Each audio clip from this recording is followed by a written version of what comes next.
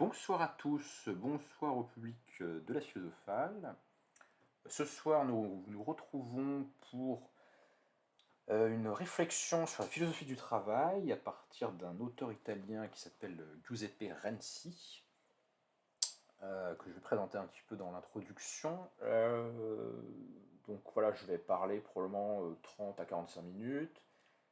Vous avez le droit de m'interrompre et de entamer la discussion.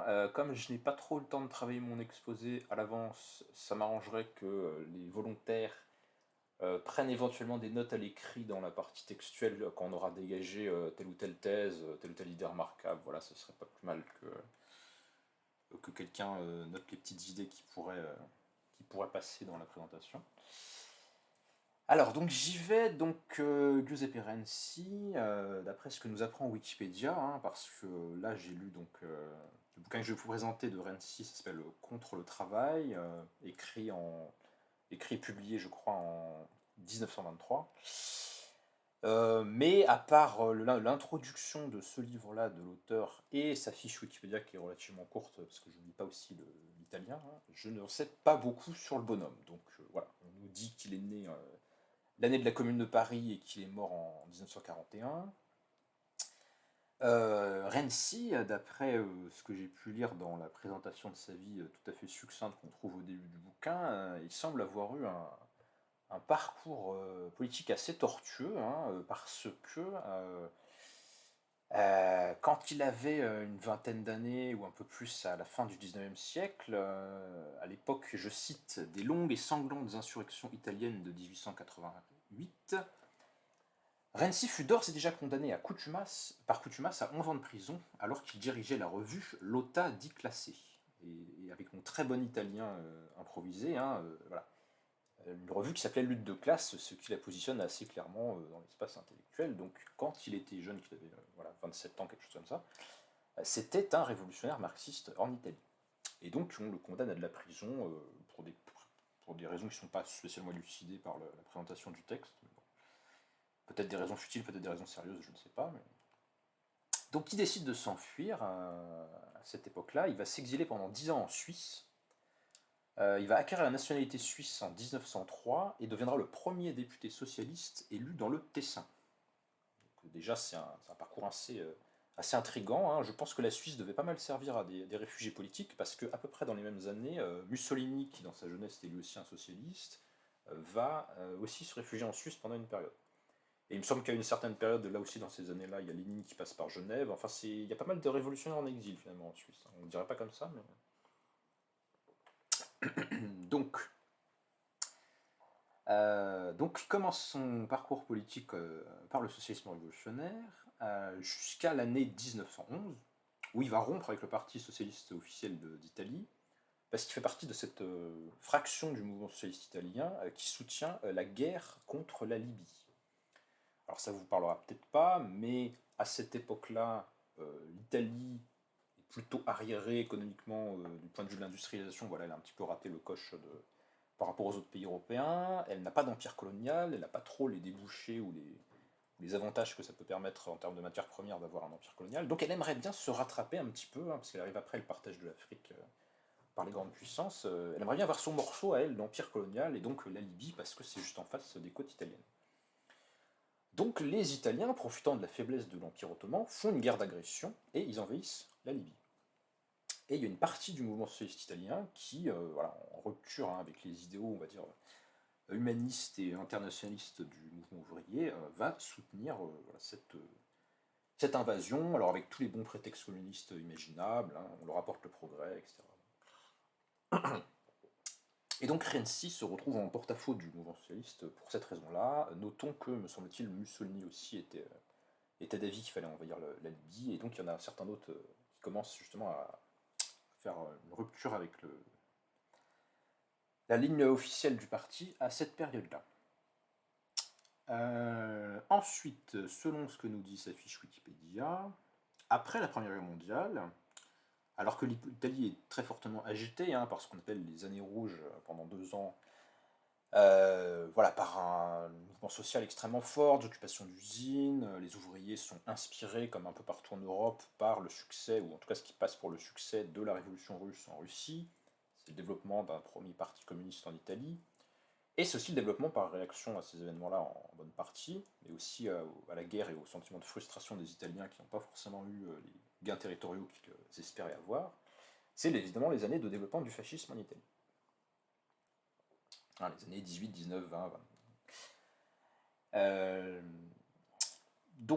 À ce moment-là, alors je me base toujours sur Wikipédia, donc ça vaut ce que ça vaut, mais il semblerait que Rienzi, qui était un peu voilà, en décalage politique, hein, comme je l'avais déjà dit avant, il aurait soutenu l'avènement, je cite, d'un pouvoir politique autoritaire imposant un ordre dans la société, car les différentes visions philosophiques du monde ne peuvent pas se concilier intellectuellement. Et comme on va le voir après dans l'exposé de la philosophie de l'auteur, il n'y a, a pas de morale ou de vérité voilà, qui s'imposerait à un agent moral rationnel. Dans la perspective de Renzi, ça impliquerait cette espèce de relativisme fondamental, une forme de nécessité de recourir à un autoritarisme politique. Donc voilà, ce mélange de thèses irrationalistes et autoritaires, semble-t-il, d'après ce que nous dit Wikipédia, aurait fait le lit hein, du fascisme dans les milieux intellectuels de l'époque.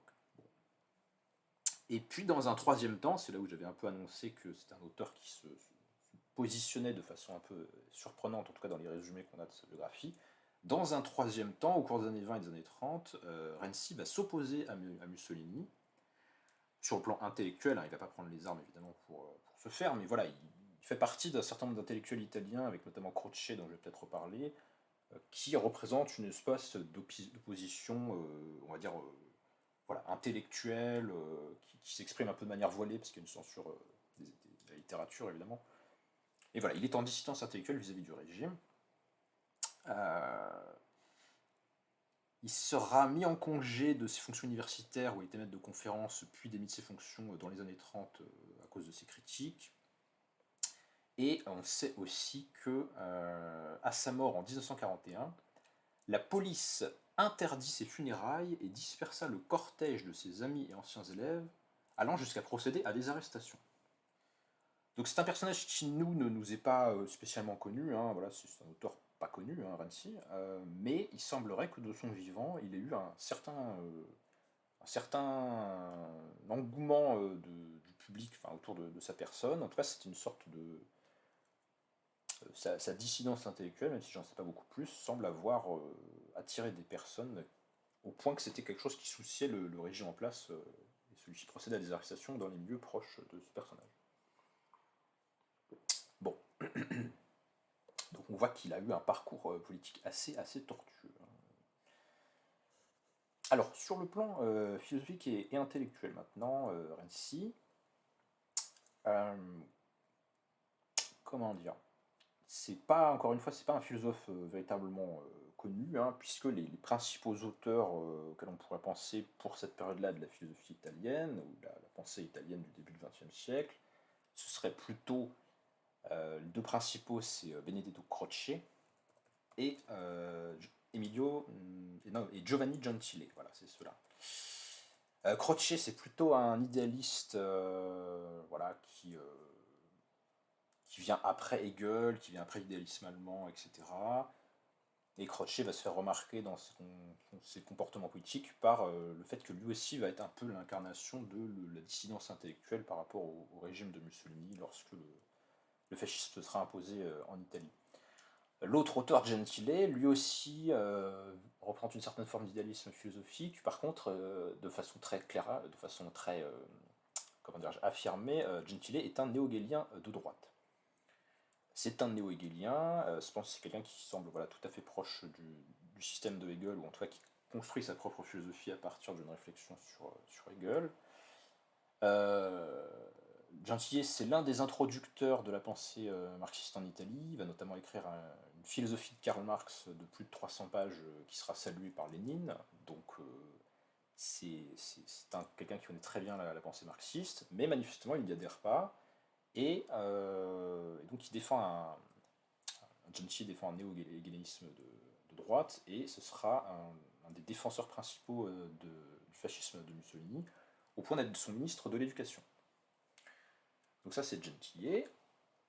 Et par rapport à ces stars, on va dire, ou à ces personnages voilà, qui ont des postes universitaires bien établis, qui sont plutôt des philosophes de tendance idéaliste, comme je viens de dire, il y a aussi une contestation qui se fait dans les milieux marxistes, mais c'est généralement des gens qui n'ont pas des fonctions académiques ou universitaires. On peut citer notamment et rapidement Labriola, qui est le traducteur, ou qui a fait un abrégé plutôt du Capital, je crois, expliqué au public italien, et qui est l'un des introducteurs du marxisme en Italie à la fin du XIXe siècle. Labriola, qui d'ailleurs sera aussi un de ces socialistes qui va soutenir l'annexion de la Libye au moment de la guerre en 1911.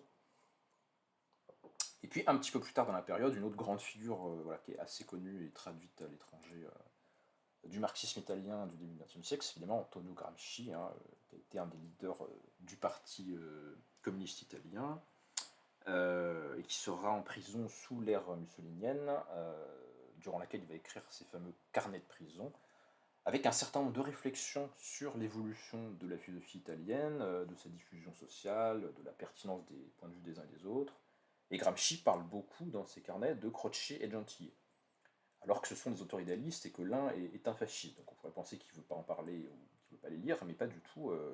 Gramsci considère que c'est important d'étudier ces auteurs-là, donc ça nous montre que c'est ces auteurs-là qui dominent un peu la scène des débats et par rapport auxquels les autres vont essayer de se positionner.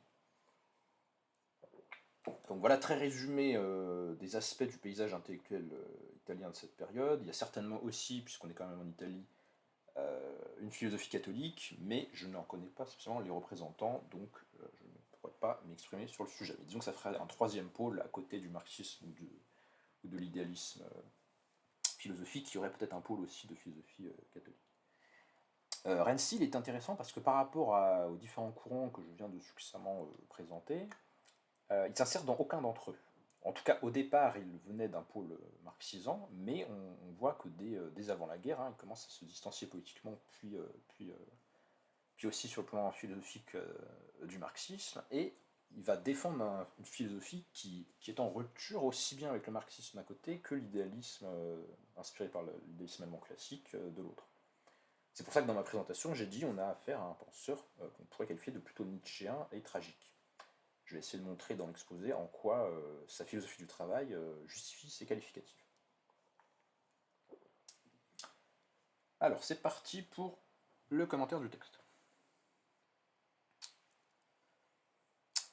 Alors, j'ai mis les titres entre crochets, c'est moi qui les ai rajoutés pour donner un peu un ordre à l'exposé. Hein. C'est pas dans le bouquin, et bien évidemment, donc là je lis des extraits de son ouvrage Contre le travail, paru en 1923, donc après qu'il ait changé d'orientation politique et après la guerre, hein, après que le régime de Mussolini soit déjà implanté.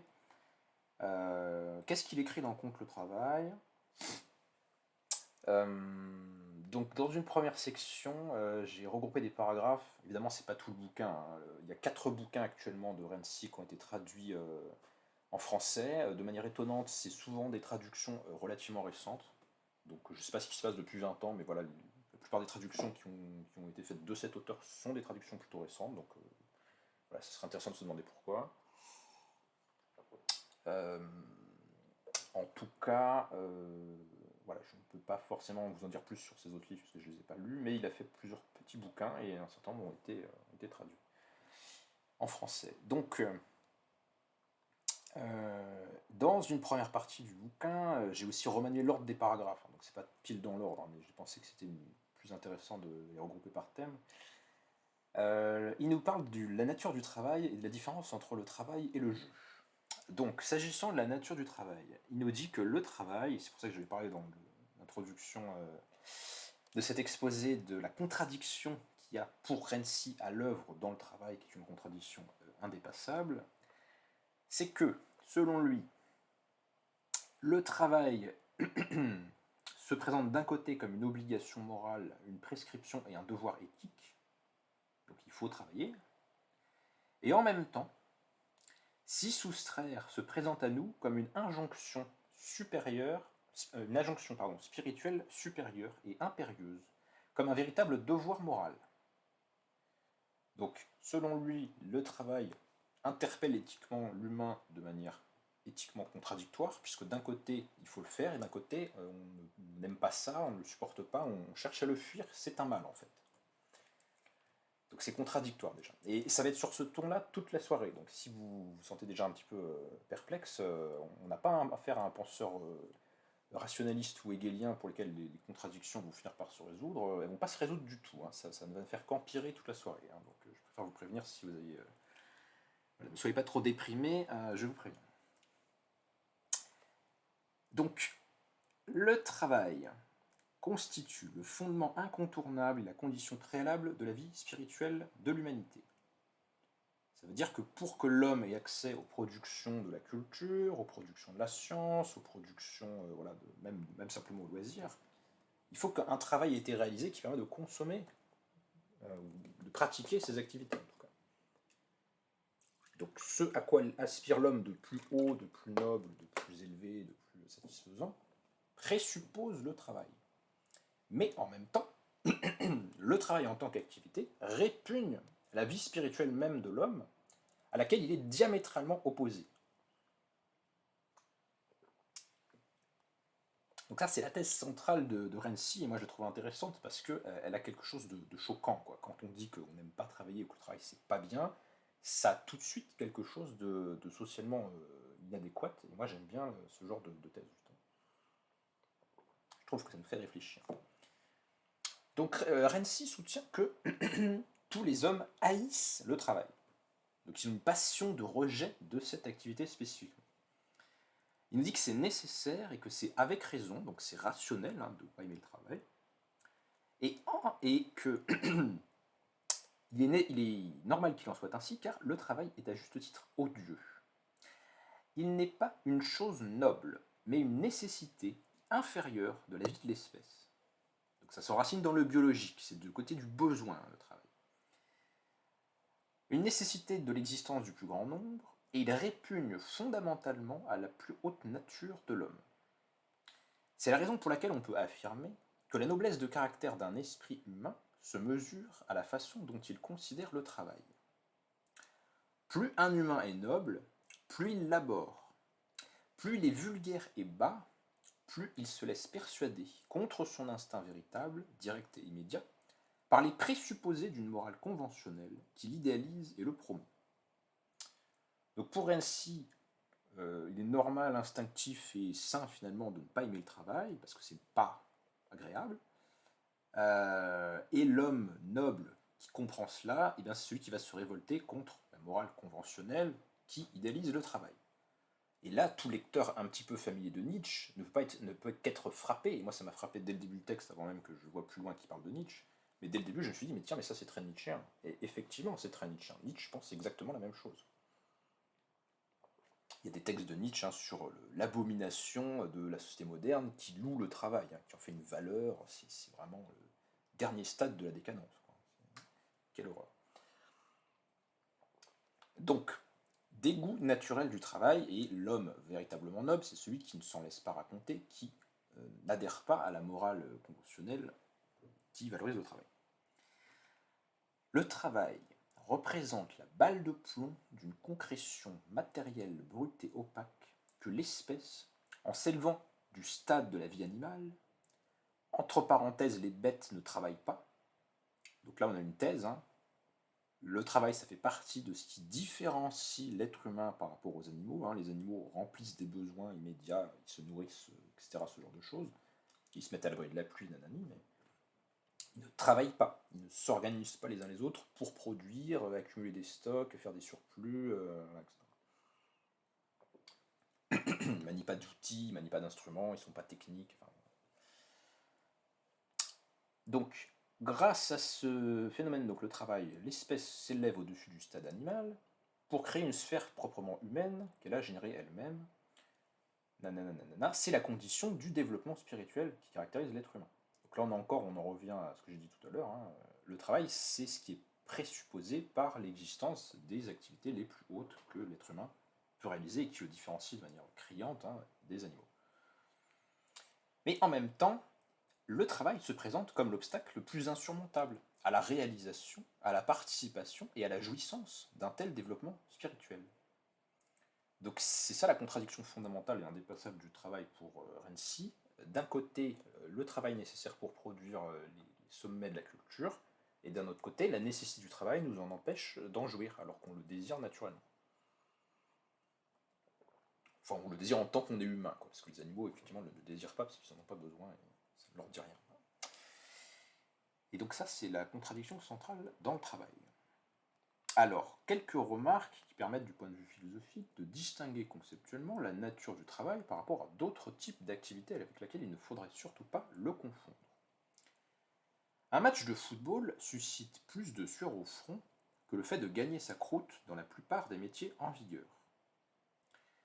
Ce n'est donc pas l'effort qui distingue le travail du jeu. Ce n'est donc pas l'effort qui distingue le travail du jeu, mais uniquement le fait que le jeu est une activité que l'on exerce pour elle-même, en fonction du plaisir ou de l'intérêt qu'elle éveille de façon intrinsèque, considérée pour elle-même comme une fin en soi, sans visée ultérieure, alors que le travail proprement dit est une activité que l'on accomplit sans qu'un élan spontané ou l'envie qu'elle nous inspire nous y pousse. Donc là, c'est très important, on a une distinction claire entre ce qui permet de définir une activité comme du travail et ce qui permet de ne pas la définir comme du travail. Le travail, c'est quelque chose auquel on répugne, auquel quelque chose qui ne nous attire pas intrinsèquement pour l'activité elle-même. On ne travaille pas pour travailler, on travaille pour ce que le travail va produire comme richesse, ou pour ce que le travail va nous rapporter comme salaire si c'est un travail rémunéré. Mais on ne travaille pas pour travailler, personne ne fait ça. Quand les individus ont une motivation intrinsèque à faire une action, ça tombe dans la sphère du jeu, du loisir, de l'œuvre d'art pour l'artiste qui aime faire des choses gratuitement, mais ça n'est pas du travail. Ou pour le dire dans les catégories aristotéliciennes, le travail est de l'ordre de la poiesis, hein, donc les activités de production qui n'ont pas leur fin en elles-mêmes mais qui servent une fin extrinsèque, et il n'est pas de l'ordre de la praxis, c'est-à-dire des activités qui trouvent leur fin en elles-mêmes, comme le jeu ou comme la politique. Alors, plutôt que le plaisir qu'on pourrait y trouver et sans songer à ses conséquences, le travail se traduit par un effort totalement extérieur et étranger à notre élan spontané et à notre désir. Ça ne peut pas être plus clair, hein. On n'aime pas travailler. Ça ne nous vient pas, quoi. Et cet effort est précisément déployé non pas par attirance pour cette activité en elle-même, mais uniquement pour le profit que nous obtenons grâce à elle, donc quelque chose qui lui est extérieur, et dont elle n'est que le moyen. C'est pas une fin en soi le travail, à savoir la compensation économique. Par conséquent, l'activité du travail proprement dit, à la différence de celle du jeu, est un moyen et non une fin en soi. Bon, ça me semble tout à fait clair, hein, et c'est pas original intellectuellement. Hein, Kant a dit exactement la même chose. Je ne sais plus exactement dans quel texte, mais je l'avais noté quelque part. Bon, jusque-là, c'est pas extrêmement original. Il ne possède pas pour nous, comme dans le cas du jeu, une valeur intérieure, une valeur intrinsèque, mais seulement une valeur extrinsèque qui dépend de ses produits. Bon. Donc par conséquent, à partir de cette distinction de base entre travail et jeu, dont on trouverait aussi des analogues chez Johan Huizinga dans son essai sur le jeu, hein, d'autres auteurs qui ont réfléchi à ces catégories, l'artiste, donc comment se situe l'art par rapport à ces catégories de base que sont le travail et le jeu? L'artiste, en tant qu'il est artiste, joue. Donc l'art, c'est du côté de ce qui est ludique ou gratuit ou non extrinsèque en termes de finalité. En revanche, si l'artiste produit pour des motifs extérieurs au cadre de sa propre activité, pour le gain, etc., il devient un faiseur, un travailleur. Donc une personne qui fait des tableaux parce que c'est une commande pour son atelier et qu'il a besoin d'en faire pour en vivre, c'est du travail, mais la même personne qui sur son temps libre avec ses pinceaux de peinture décide de faire un tableau pour lui, c'est pas du travail, c'est du loisir ou c'est de l'œuvre au sens de Arendt. Entre parenthèses, dans les auteurs qui ont réfléchi à la philosophie du travail, il y a aussi Arendt et ces fameuses distinctions entre travail et œuvre, elle serait tout à fait d'accord avec ce que dit Renzi. Hein. C'est pas des choses extraordinairement originales jusque-là. Des arguments du même ordre nous invitent également à exclure, non pas dans la catégorie du travail proprement dit, mais dans celle du jeu, l'activité du scientifique pur, que la passion, le désir, l'inclination spontanée poussent irrésistiblement vers les recherches afférentes à sa science. Donc la science, dans la mesure où c'est pas fait pour gagner sa vie, c'est pas du travail. Et il fait exactement la même classification avec la philosophie juste après. Hein. La philosophie, dans la mesure où elle n'est pas faite pour en tirer une rémunération sous la forme de paiement d'un livre ou de ce je sais pas quoi, c'est une activité purement ludique. On fait de la philo pour la philo elle-même, pour le plaisir intrinsèque qu'on a à en faire. Rien ne nous y force, alors que le travail, on ne le fait pas pour lui-même. Ces différentes distinctions entre les activités humaines ayant été opérées, on en arrive à la conclusion que le travail proprement dit est quelque chose qu'on exerce contre sa volonté propre, contre son élan instinctif et l'inclination que nos tendances, laissées à elles-mêmes et suivies, nous commanderaient de faire. Le travail s'exécute au contraire sous la contrainte ou l'effort exercé à l'encontre de ce désir spontané, de cet élan instinctif, contre la pente naturelle de notre inclination, blablabla. Donc c'est extrêmement clair. Et puis après, il y a une remarque complémentaire que j'ai mise où il nous dit donc, comme on ne fait pas le travail par inclination, en un certain sens, on le fait toujours mal, puisque pour bien le faire, il faudrait qu'on en ait envie, or on n'en a jamais envie, de façon intrinsèque. Hein, on ne devrait accomplir que le travail pour lequel on a de l'inclination, de l'intérêt et de la passion, et celui-là seul, et qui plus est, l'accomplir uniquement au moyen où on ressent l'envie de le faire. Le ressort du bon travail qui consiste en ce goût et dans cet intérêt est donc en contradiction avec la nécessité d'un travail constant, continu, discipliné, tel que l'exigent les fins de la production. Donc pour bien travailler, il faudra en avoir envie, sauf qu'en fait on n'en a pas envie, parce que sinon ce ne serait pas du travail, donc on ne peut faire du travail qu'à contre-cœur et mal fait. Ça ne veut pas vraiment dire, ça n'a pas vraiment le sens de dire mal fait, parce que c'est par rapport à rien, puisqu'il n'y a pas de situation où on pourrait en avoir envie, sinon par définition ce serait plus du travail. Mais voilà, c'est toujours contre une certaine impulsion interne qu'on fait un effort. Surtout lorsque le travail doit être constant, continu, discipliné. Voilà. On pense à quelqu'un qui a été marxiste, qui a peut-être observé, je ne sais pas, des conditions de travail en usine. Bon. Donc à partir de ces remarques sur la nature humaine et son refus de travailler de bon gré, Renzi en arrive à l'idée de l'immoralité du travail. C'est-à-dire que ce qui a été dit étant dit, on ne peut pas continuer à soutenir, comme le fait la morale conventionnelle, que le travail serait une activité souhaitable, bonne, etc. Je vais faire un petit saut un petit peu dans mes notes, j'espère que j'ai pas oublié un passage.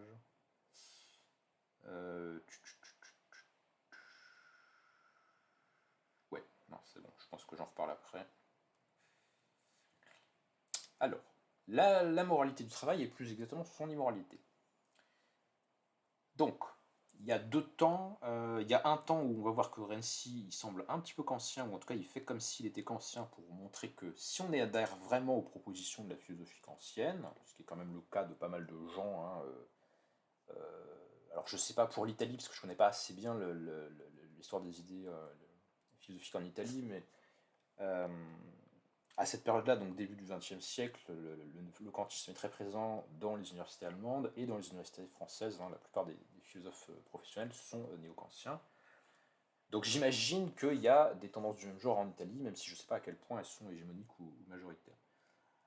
Donc ils discutent le kantisme tout simplement parce que la plupart des philosophes de l'époque sont kantiens ou discutent du kantisme, hein, tout simplement. Et là, il va montrer dans un passage que si on adhère aux catégories de Kant, ce qui n'est pas le cas de l'auteur, comme je le dirai plus tard, mais voilà, si on était kantien, eh bien on ne pourrait pas légitimer le travail. Et comment il va le montrer? Alors, il nous dit, qui est contraint de consacrer la majeure partie de sa journée, de son temps, de sa vie en somme, à un travail qui lui pèse, que peut-être il abhorre, ou qu'il déteste, ou qui simplement l'ennuie, pour lequel il n'a aucun intérêt direct, mais seulement indirect, qui n'en retirait un salaire, un travail donc qui ne ferait pas spontanément, blablabla, enfin vous avez compris la définition, celui-là, peut-on dire qu'il est traité comme une fin? Et bien la réponse de Renzi, c'est que non. Manifestement, il n'est qu'un simple moyen lorsqu'il accomplit son travail. L'individu qui travaille. Sa vie, son moi, en tant qu'ils sont pris par le travail, ne lui appartiennent plus, parce qu'il ne peut pas faire ce qu'il veut. Donc il est dans l'hétéronomie, il est dans la détermination de sa volonté par l'extérieur. Il ne poursuit pas ses propres buts. Donc sa vie, son moi, etc. ne sont que des moyens, même si ce sont des moyens en vue de bénéfices, qui sont extérieurs à son actuelle activité de travail et perçus ultérieurement. Donc certes, à la fin, on va gagner quelque chose, donc il y a une conséquence qui est positive, sauf que rappelez-vous, l'éthique kantienne n'est pas une éthique des conséquences, c'est une éthique déontologique. Il faut respecter des règles, il faut respecter l'individu comme une fin en lui-même. Donc c'est pas parce qu'il y a un bénéfice à être traité comme un moyen que c'est moralement acceptable d'être traité comme un moyen. En tout cas d'un point de vue kantien, hein. Moi je ne suis pas kantien, mais...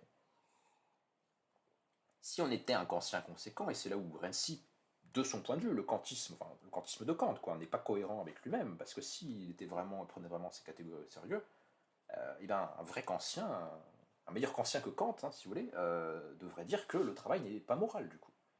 Puisque dans le travail, l'individu est un moyen pour la réalisation de fins, donc produire de la richesse, etc., qui sont extérieurs à son activité.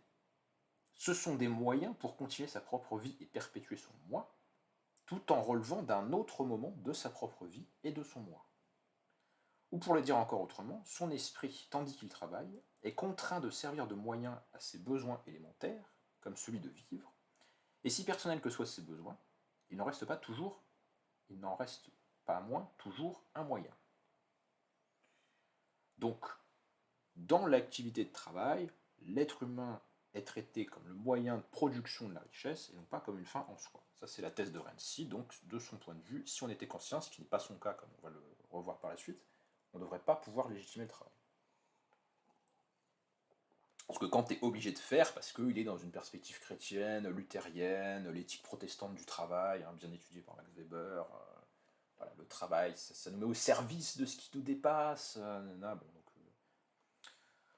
Donc Kant ne veut pas délégitimer le travail, mais si on prenait sa physiologie au sérieux, du point de vue de Renzi, il devrait le faire. Alors, il y a une remarque qui est plutôt sociologique pour le coup.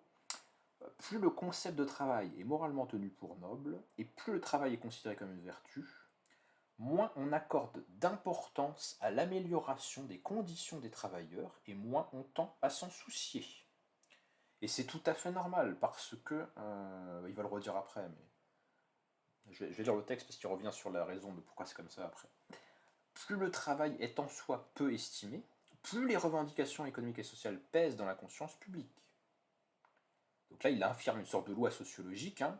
Plus on considère le travail comme une vertu, moins on va s'intéresser à la condition des travailleurs et à y réduire le temps de travail. Et inversement, plus on considère que le travail c'est un bien, plus on va considérer que les gens n'ont pas à se plaindre de travailler, puisque le travail c'est un bien, finalement. Sommes-nous dans un milieu social où la question des conditions de travail est devenue croissante, voire prépondérante? Point d'interrogation. On peut grosso modo en conclure qu'en un tel moment historique, le travail se trouve dénué de toute aura morale et religieuse. Ce qui oppose du point de vue de Renzi, et souvenez-vous qu'il vient du marxisme à la base, donc ça influence sa réflexion, ça oppose l'époque moderne à l'époque d'ancien régime, médiéval, féodal, chrétienne, où le travail avait cette dimension justement de valeur intrinsèque. En vérité, si le travail est une chose noble, s'il constitue l'exercice d'une vertu, et s'il représente un moment important de la vie religieuse, il n'y a aucune raison de se préoccuper d'améliorer les conditions dans lesquelles il se déroule, ce qui revient toujours, pour l'essentiel, à en diminuer la durée, et à en augmenter la rétribution. En effet, il n'y aurait aucune raison de chercher à réduire la durée d'autres vertus, comme la tempérance par exemple. Donc ce qu'il nous dit là, c'est que si le travail est défini comme un bien, ce qui ne l'est pas pour Renzi, eh ben, on ne va pas vouloir le réduire, le rendre moins pénible, donner des récompenses en échange du travail effectué, enfin tout ça va tendre à être nié, puisque si le travail est un bien en soi, il n'y a pas besoin de réduire un bien. Ce serait mal en fait de réduire un bien. Ce serait mal de détourner les gens du travail, de leur permettre de faire autre chose que de travailler, etc. Donc il y a une idéologie, nous dit-il, du travail, hein, ce qu'il appelle la morale conventionnelle tout à l'heure, mais on voit qu'elle est pas mal présente dans la religion traditionnelle. Hein. On légitime le travail, on présente le travail de manière positive, et plus c'est accepté socialement, plus les gens ne se verront pas soustraits à cette activité, ou que leurs revendications, que ce soit mieux payé, que ce soit moins pénible, etc., ne sont pas pris en compte. Voilà. Ça, c'est une proposition de loi sociologique, on pourrait dire. Après, il y a un passage où il dégage des conséquences, des thèses, enfin une thèse anthropologique sur qu'est-ce que ça nous dit de la nature de l'être humain que malgré tout ce qui vient d'être dit, malgré tout l'effort de démystification qui vient d'être dit, c'est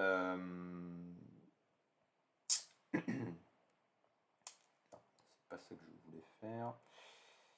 Je disais donc, malgré tout l'effort de démonstration qui vient d'être fait que le travail c'est mal, c'est pénible, c'est désagréable, il n'y a pas de bonne raison de le justifier, d'ailleurs si on était un conscient cohérent, on le délégitimerait radicalement, etc. Malgré tout ce qui vient d'être dit, Renzi, c'est bien que les gens continuent à travailler. Et alors comment c'est possible qu'ils se résignent à travailler, puisque le travail, ce n'est pas agréable, ce n'est pas une source de satisfaction en soi. Et bien, selon Renzi, ça nous prouve que l'être humain, contrairement à ce que soutient certains philosophes, et là il y a peut-être, mais je ne suis pas sûr vu les dates, une allusion à la philosophie heideggerienne, enfin ça me semble trop tôt au niveau de la datation, mais potentiellement ça pourrait s'adresser à ce type-là de philosophie, il conteste la thèse que l'homme se définit par la conscience de sa mortalité. Prétendre que les hommes, à la différence des animaux, savent qu'ils mourront est erroné. Il nous faut le démentir. Donc ça c'est quand même assez fort. Hein. En réalité, la conscience de leur nature mortelle est épisodique et superficielle, jamais clairement et profondément présente. L'homme sait qu'il va mourir, mais par intermittence, quoi, quand on le lui rappelle. Le reste du temps, il oublie, il le nie. Voilà. Nietzsche serait assez d'accord avec ça, me semble-t-il. Il y a donc chez les hommes la même inconscience de la mort que chez les animaux. Cela s'explique que la conscience de la mort est un événement imminent et inéluctable. Cela explique que la conscience de la mort comme événement imminent et inéluctable ne se dissipe pas définitivement comme elle le devrait. Ah non, putain, j'ai du mal à comprendre la tourne. Oh là là. Le fait qu'on ait conscience de la mort à un moment donné ne dissipe pas, comme ça devrait l'être dans une perspective rationnelle, les justifications avancées de l'asservissement de l'homme par le travail, par les affaires, etc.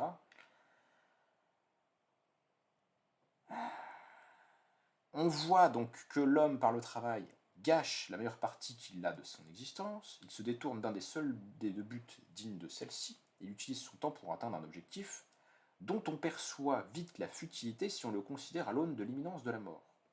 Donc la thèse de Renzi ici, c'est que l'être humain, s'il avait vraiment conscience de manière claire, distincte et continue qu'il est mortel, qu'il va mourir, il n'accepterait jamais quelque chose d'aussi horrible que le travail. C'est ça sa thèse. Et donc, puisqu'on observe la négative, puisqu'on observe que les gens, quand même, malgré tout, ils vont travailler, ils acceptent de travailler, selon lui, ça prouve qu'on n'a pas une conscience si nette que ça de notre mortalité. Parce que finalement, si je vais peut-être mourir demain dans une accident de voiture, est-ce que j'ai bien utilisé mon temps aujourd'hui à faire de la correction de copie? Voilà, est-ce que c'est rationnel hein, ou est-ce que c'est pas plutôt le signe que je ne suis pas si conscient de ça, de ma mortalité potentielle de demain quoi. Parce qu'il est évident que si j'étais sûr à 100% que j'allais mourir demain, je ne perdrais pas le reste de temps qui m'accombe à faire de la correction de copie, ou à tout autre travail, en fait. Hein, c'est évident. Donc c'est bien qu'on arrive à penser à autre chose et qu'on n'est pas hanté spécialement par la conscience de la mortalité. En tout cas, ça ne semble pas une caractéristique fondamentale de l'homme pour l'auteur. Donc il est impossible de justifier rationnellement que sur une vie d'une cinquantaine d'années, une fois déduites toutes les années d'inconscience de l'enfance, l'homme doive en consacrer au moins les 4/5 à un travail qui ne lui laisse ni la paix ni la liberté de vivre selon son esprit. Donc voilà, c'est vraiment... ça n'a rien de rationnel, et si on avait conscience de notre mortalité, on ne le ferait même pas. Quoi. Alors un autre passage que j'ai trouvé intéressant, même si là il est peut-être plus sociologique que philosophique, c'est qu'on pourrait opposer la perspective qu'a Renzi sur la société aux thèses de Mandeville et d'Adam Smith, suivant lesquelles la poursuite de l'intérêt privé crée le bien public sans que ce soit l'intention des acteurs. Hein. Vous connaissez peut-être ce très célèbre passage de La richesse des nations où Adam Smith nous dit que ce n'est pas de sa pitié ou sa commisération que nous attendons le pain de notre boulanger, mais de son intérêt bien compris qui est de nous le vendre, etc. Or, en poursuivant son propre intérêt qui est de nous vendre du pain, il travaille à faire du pain pour la société, donc il y a une sorte d'harmonie préétablie des intérêts qui fait qu'en cherchant à satisfaire ses propres aspirations de gains égoïstes, les individus concourent, sans le savoir, au bien de la société en général, donc au bien public. Et ça, il n'accepte pas du tout cette thèse Renzi, hein, on pourrait dire que c'est une thèse, je ne sais pas si on pourrait dire que c'est une thèse libérale, mais on va dire que c'est une thèse optimiste sur l'économie de marché. Il n'est pas d'accord avec ça parce qu'il nous dit le principe commercial, la nécessité d'être honnête pour conserver sa clientèle, ne vaut que dans l'économie étroite du village. Donc une économie traditionnelle où les liens de marchands sont peu développés. L'économie étroite du village, où souvenons-nous d'ailleurs pour la thèse, hein, pour le contexte, que c'est un Italien et que l'Italie, comme je l'ai dit, est un certain retard industriel et de modernisation au début du XXe siècle, ça va s'aggraver quasiment hein, sous Mussolini, qui ne va pas du tout industrialiser le pays. Hein, donc l'économie étroite du village, ça existe encore hein, à cette époque-là de manière tout à fait claire. Hein. Où tout le monde se connaît, où le commerçant est connu de chacun de ses concitoyens, où son comportement peut être immédiatement su de tous. Les magasins immenses des grandes villes actuelles peuvent tromper sans nul dommage économique.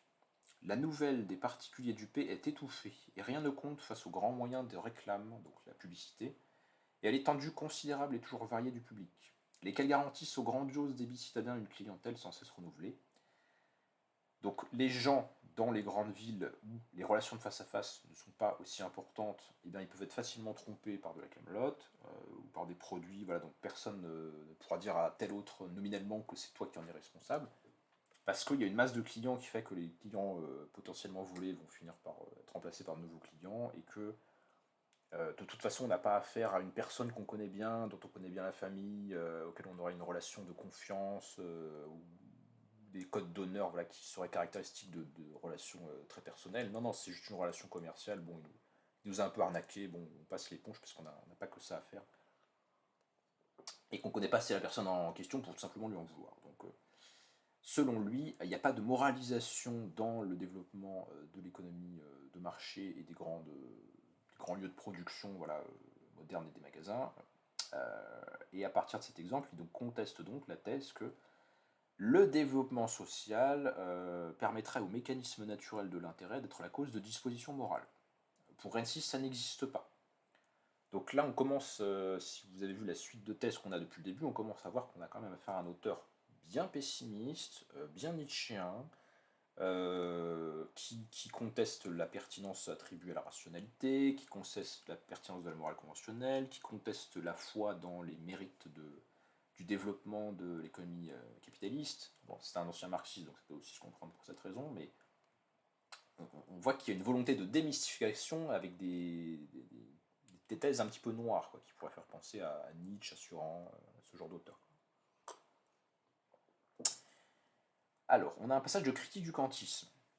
Comme vous le savez, la critique du kantisme, voilà, une principale satisfaction dans l'existence. Donc, ça, ce passage-là, je l'attendais.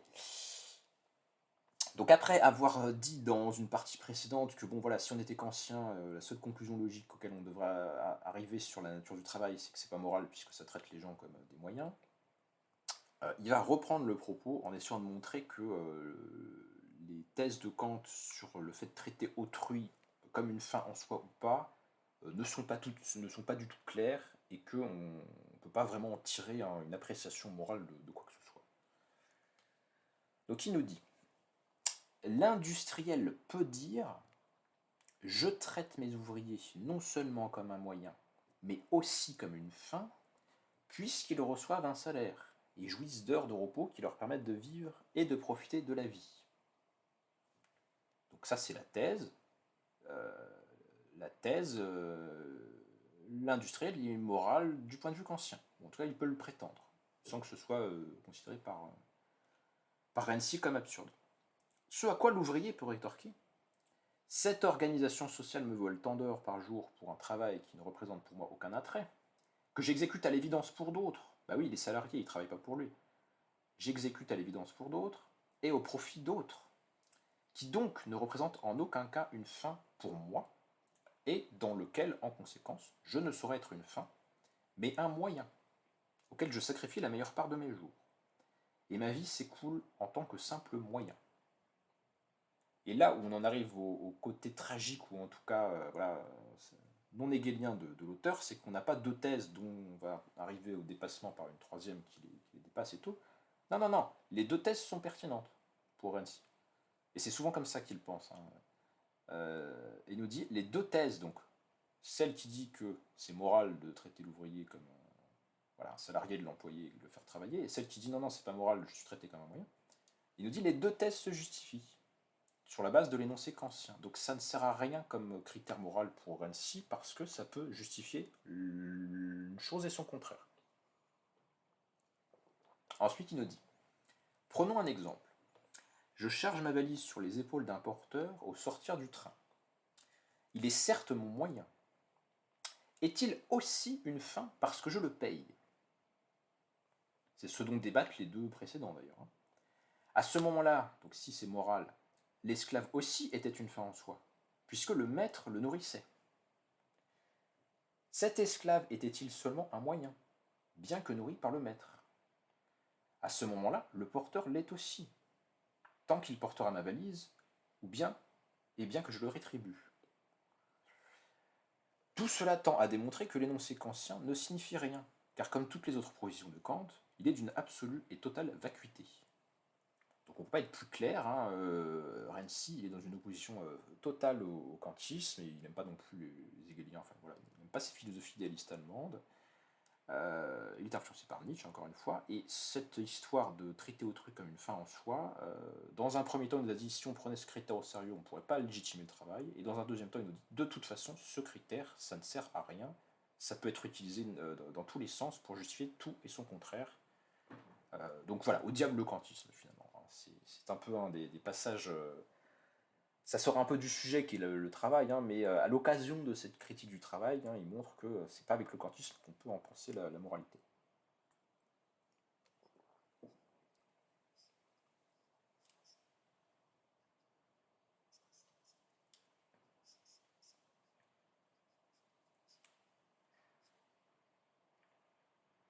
Bah, il semble nous dire, moi je suis plutôt d'accord, et d'ailleurs c'est ce qu'il avait lui-même dit hein, dans le passage, lequel, c'est ce qu'il avait lui-même dit dans, comment dire, hein,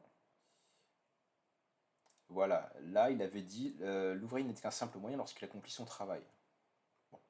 Donc, là, sur ce texte-là, il nous dit si on est kantien, on voit bien que c'est pas moral.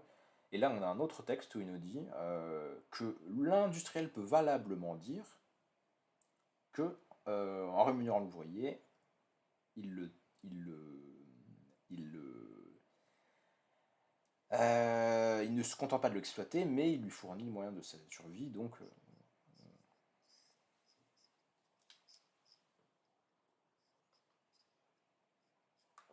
non, mais je suis d'accord avec toi sur le fait qu'il se contredit, hein, Renzi. Hein. Je ne dis pas qu'il ne se contredit pas.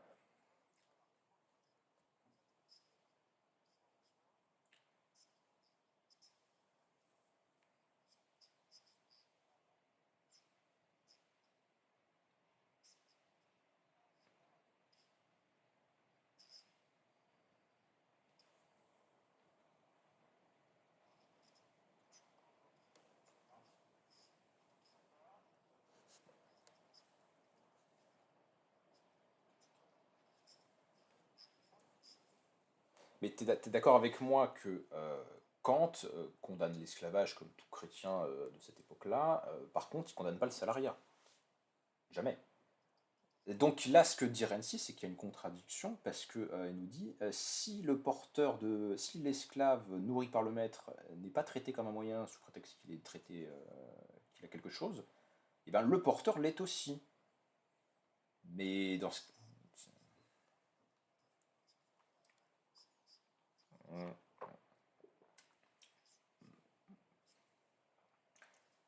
moi, je sais pas, hein, je sais pas à quel point c'est immortel, puisque j'ai pas vu de texte de Kant expliquant très bien ce principe directement, mais bon, je note que voilà, ils ne semblent pas convaincus. Et autre truc qui me semble quand même intéressant, là c'est plus en termes d'histoire des idées, mais s'ils tapent comme ça sur le kantisme, c'est quand même l'indice que ça devait être assez présent intellectuellement à l'époque. Sinon, il n'y aurait pas trop d'intérêt à le faire. En fait.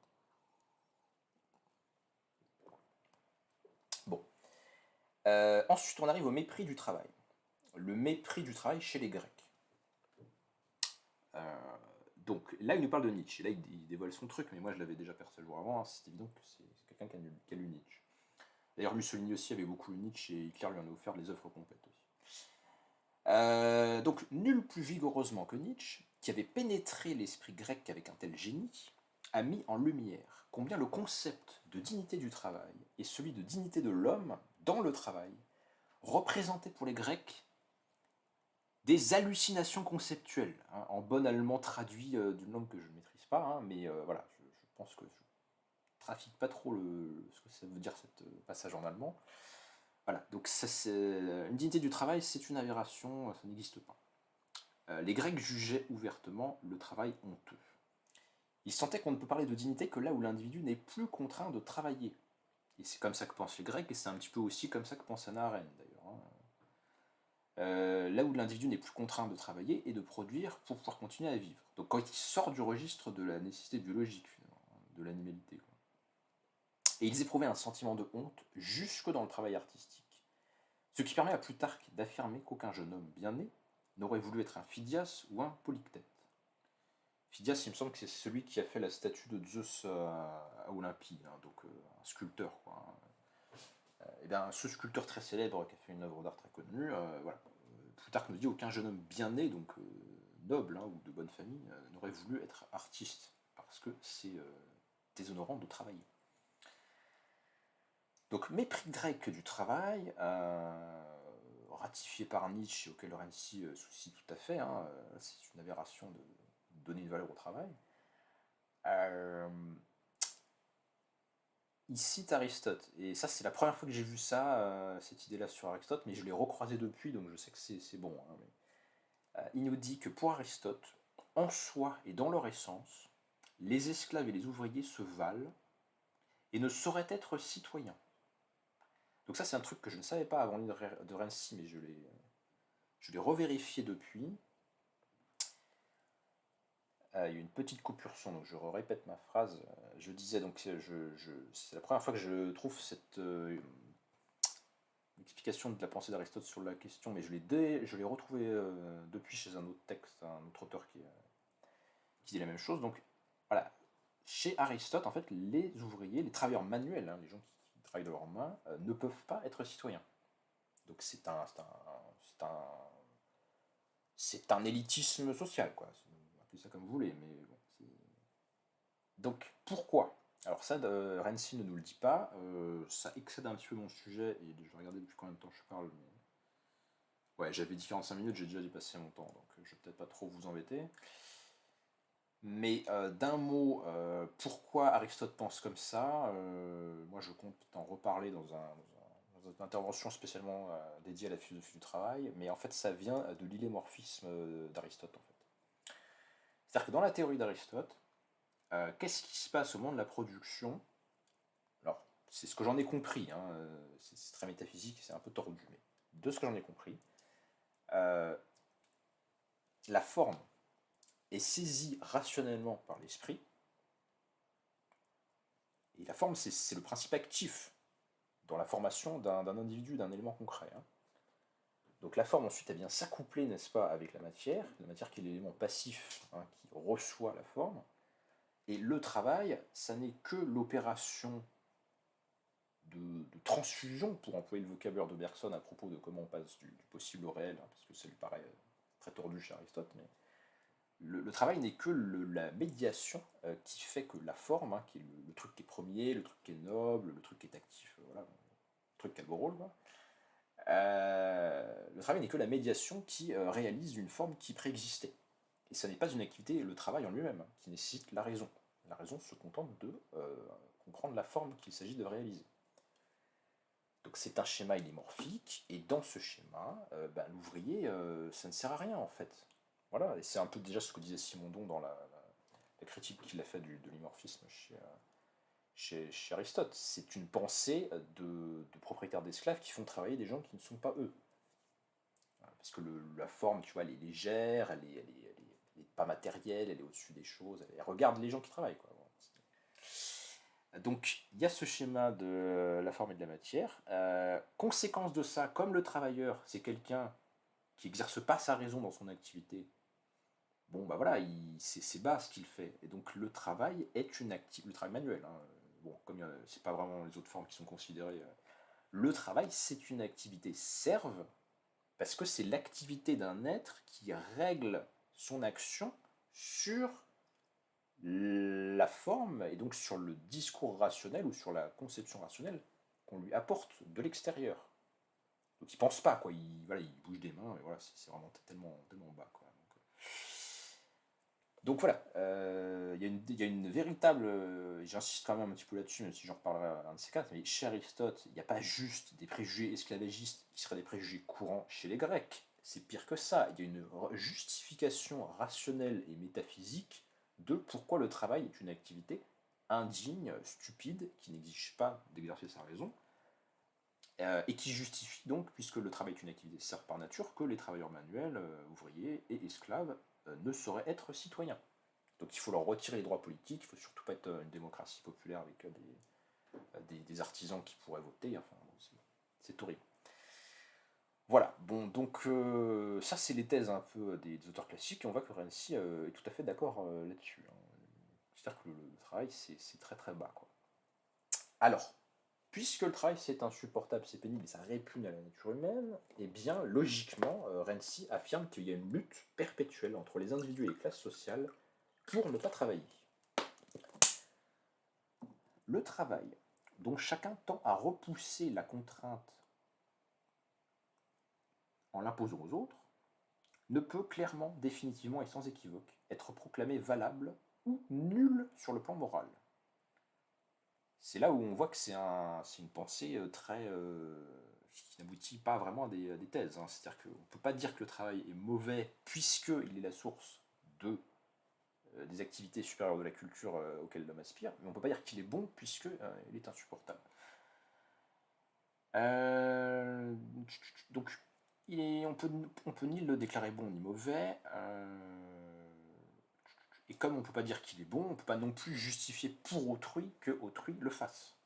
Donc on ne peut même pas se rabattre sur le fait de le déléguer à un autre individu. En tout cas, il n'y a pas d'argument rationnel logique pour justifier que ce soit autrui qui travaille plutôt que moi.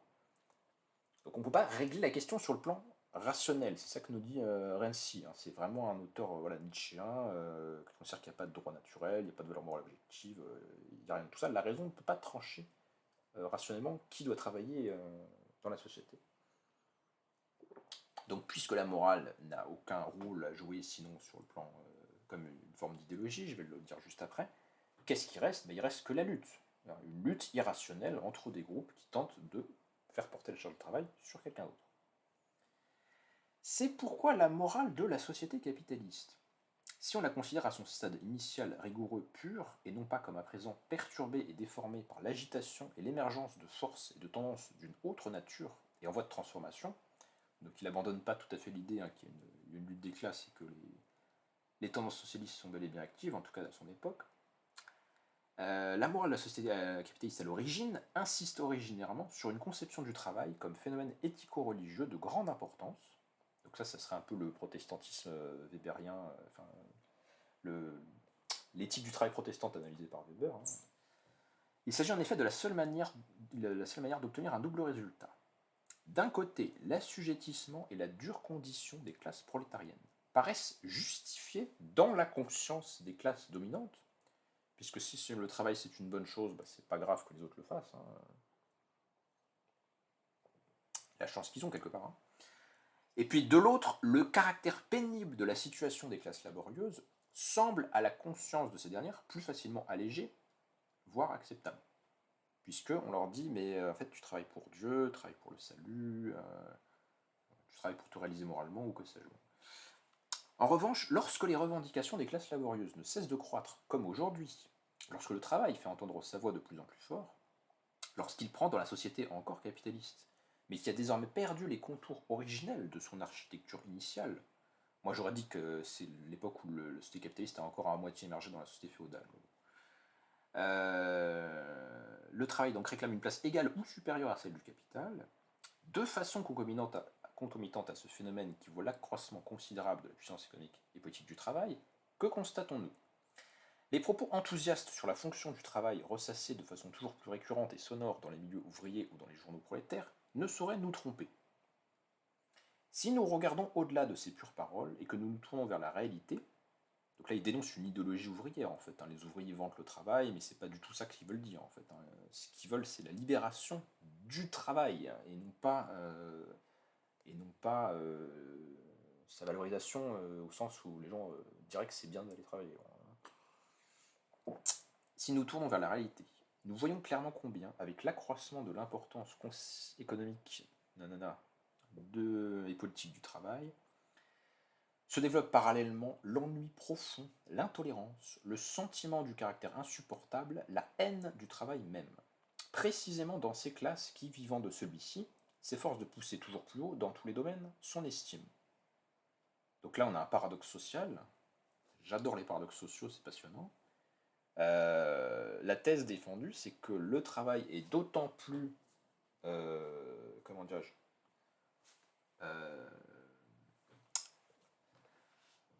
les travailleurs plutôt, c'est pas tout à fait la même thèse que celle qu'on avait vue juste avant, où c'était encore un autre paradoxe social. Là, c'est les travailleurs défendent d'autant plus la dignité du travail qu'ils le supportent moins, ce qui semble complètement contradictoire. Alors comment ça s'explique?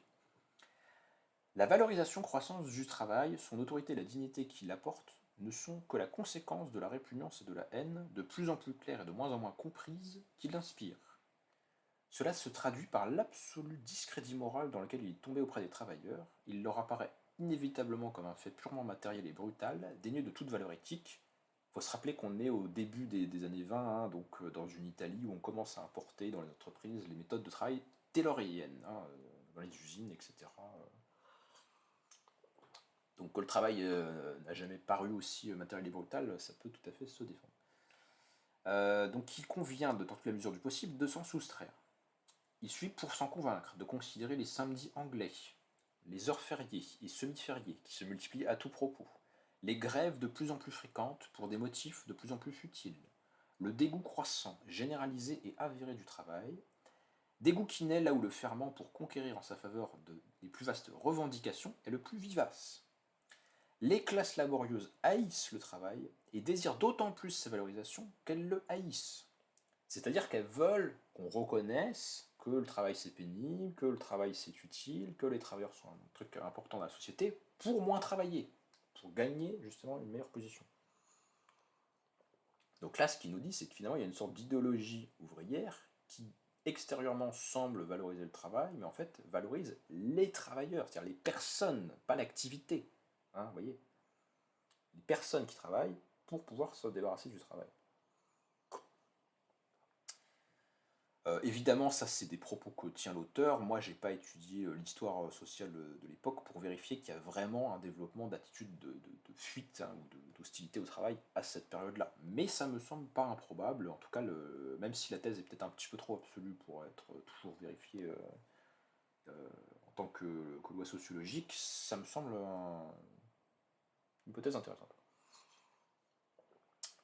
Enfin, et c'est là où on arrive à la conclusion, qui est une conclusion sans conclure, puisqu'on reste dans le tragique et dans l'absence de résolution des contradictions.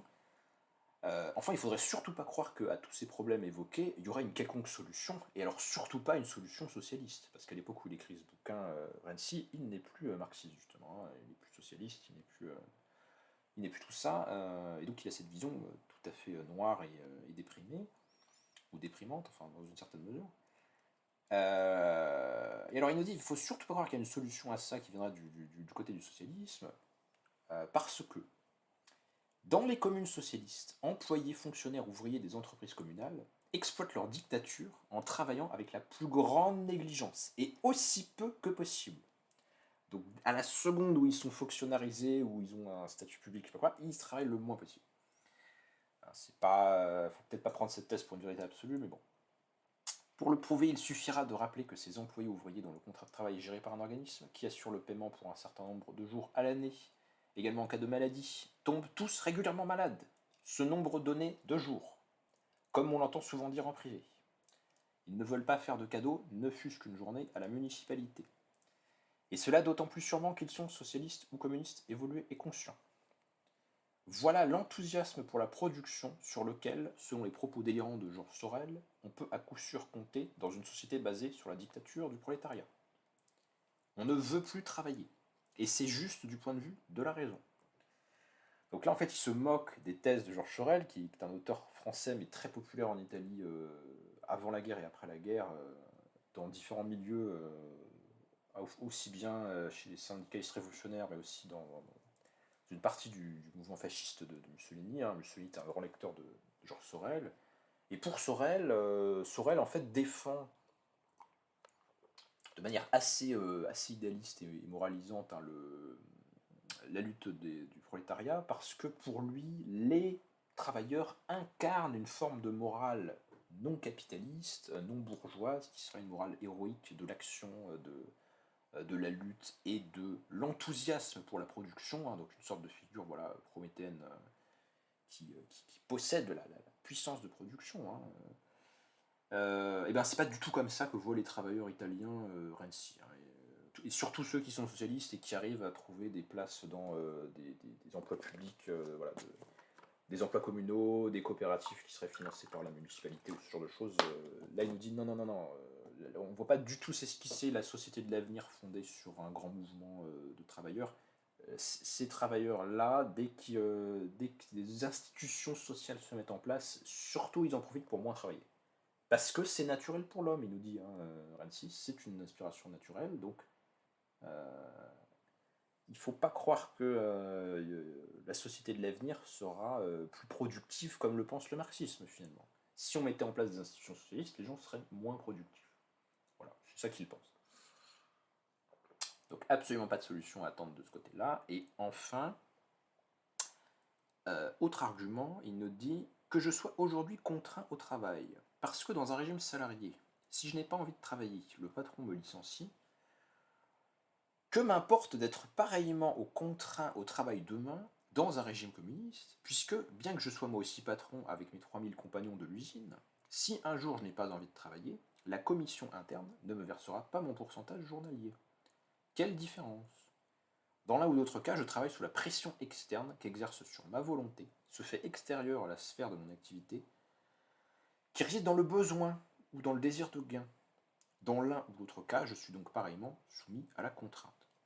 Donc finalement, la révolution socialiste ne changerait rien pour Annecy. Il ne dit pas qu'elle n'est pas probable, hein, mais il dit qu'elle ne changerait rien de fondamental, parce que le problème fondamental, c'est la nature même du travail. Et, pense-t-il, on est aussi contraint à la nécessité de travailler, faute de quoi on n'est pas payé, que l'entreprise soit détenue par les travailleurs ou qu'elle soit détenue par des propriétaires privés. Donc voilà, on voit qu'on a globalement, hein, pour faire le résumé un petit peu de tout ce qui vient d'être vu, une pensée que je trouve assez pessimiste, voilà, on voit bien le côté anti-hegelien, anti-dialectique, on va pas résoudre les contradictions à l'œuvre, on va pas voir dans la raison une instance pour trancher rationnellement des désaccords éthiques ou autres, hein, voilà. On ne peut vraiment pas s'en sortir. Donc c'est une pensée qui est très sceptique et relativiste. Avant de conclure et de vous laisser discuter, si vous le souhaitez, du texte, moi j'aurais voulu faire quelques remarques quand même, parce qu'il y a des choses qui me choquent hein, dans ce que j'ai lu, ou des choses avec lesquelles je ne peux ne pas être d'accord. Sur la toute fin, sur le fait que voilà, ça ne changerait rien au problème que pose le travail, le type de société dans lequel on est. Je pense qu'il exagère. Certes, il y a peut-être une aspiration des individus en général à ne pas travailler. Ça ne change pas qu'il y a des formes d'organisation de la société où le travail peut être plus étendu dans le temps que dans d'autres, selon qu'on a une productivité de l'économie qui permet de moins travailler, parce que voilà, on a des machines, on a une organisation efficace. Donc il y a quand même des types de sociétés où la nécessité du travail n'est pas aussi marquée que dans d'autres, donc ça devrait quand même inviter Renzi à choisir finalement ce type-là de société, à ne pas croire que les fruits des activités intellectuelles seraient forcément détenus à chaque fois par une minorité et que ça ne servirait à rien de faire d'un changement social et politique parce que ce sera toujours une minorité qui profitera des fruits de la production. peut quand même penser que dans une société où des mécanismes de redistribution existent, les classes sociales les plus pauvres ou les plus nombreuses peuvent aussi jouir d'un certain accès aux fruits de la culture. Donc voilà, je l'accuserais quand même d'être un peu trop pessimiste sur ces deux aspects-là. Et puis un troisième aspect aussi qui me semble critiquable, c'est que certes, bien sûr, on ne peut pas se débarrasser de la nécessité de travailler, c'est une nécessité, c'est pas agréable.